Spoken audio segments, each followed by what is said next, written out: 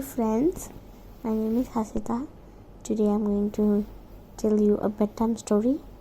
Please listen to it. So today the story is Hero of Harlem.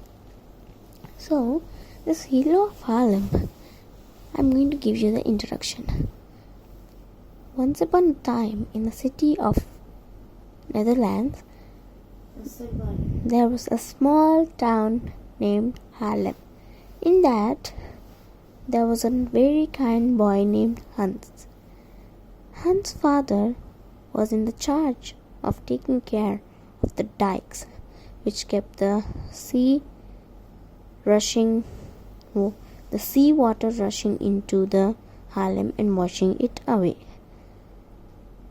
One day, Hans' father went on a trip, and Hans was worried that who would take care of the dikes if something went wrong. So, after he went, he had nothing to do. So, he asked his mother that he could help her something. So, she made some cookies and bread. She asked Hans to take it to Mr. Jansen. Mr. Jansen was an elderly man who is blind. His eyesight is failing, and he lives with his pet dog Alphonse. So Hans agreed happily to go to Mr. Jansen and give the basket of cookies and bread. When the basket is ready, Hans' mother called Hans and gave the basket and told to go and come soon. She told, "We will have dinner at 6 o'clock, so come before that." Hans said okay and went to Mr. Jansen. Mr. Jansen's home is near to the dikes. It's a long walk. When he was going, he saw the dikes kept filling with water. He thought, who would take care of the dikes? He passed many of the dikes. He reached Mr. Jansen's house. Mr. Jansen was glad that Hans has come to visit him. Mr. Jansen and Hans said stories about how things were long ago, and the boy enjoyed listening to them. They shared the bread and the cookies. The minutes turned into hours. Suddenly, Hans looked at the clock. "It's past 6 o'clock," he exclaimed. He said goodbye to Mr. Jansen and began the long walk home. When he was passing, he saw that something did not look right.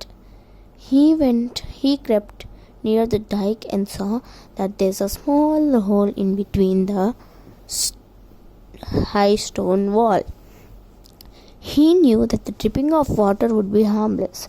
He also knew that the water behind the stone walls would push a small hole into a bigger until it became big and big.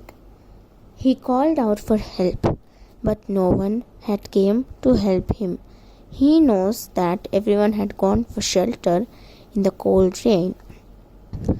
He also knew that because of the rain hard sound, no one would hear him. So he have to think fast and do something. He just plugged his fist in the hole. Although it was raining, he just kept plugged his fist in the hole. He had plugged his fist for a so long time. When he suddenly turned, he saw Mr. Jansen, who had come out to walk Alphonse. When he saw when he saw Hans, he asked him what happened. Hans told that there's a leak in the dike. I had called to help, but no one had came. So I plugged my fist in the hole. Mr. Johnson quickly got help, and soon they repaired the dike. So Mr. Johnson called Hans to their home and said, "My lad, first we have to go to home, and then I will tell the people of Harlem about the boy who saved the city." The moral of the story is,